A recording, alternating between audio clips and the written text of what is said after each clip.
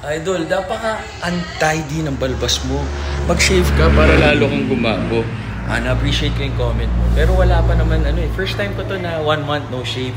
Kasi nga buong buhay ko, lahat ng mga fans, lahat ng mga TV shows, movie endorsement, gusto pa pogi, clean cut, pabata. So ngayon, enjoy ko lang yung natural look ko. Kasi shave ko na lang siya kung kailangan ko magpa-derma or may occasion o may show tayo o may bago kanta kami ni Mrs. Ayun, tas may mga bago kaming kanta nakalabas na yung gusto nag-inquire dyan sa mga shows. Ayan, just DM Wifey Serena Agassi. Ayun. Tapos yung mga tao nagsasabing 40 na ako, idol, 45 ka, 50, gusto ko ganyan katawan. Kaya nyo yung ganitong katawan, wala to. Nothing special sa katawan ko. Hard work lang, sipag at tiyaga. Inaaraw-araw ko yung workout at 90% ng kain ko healthy.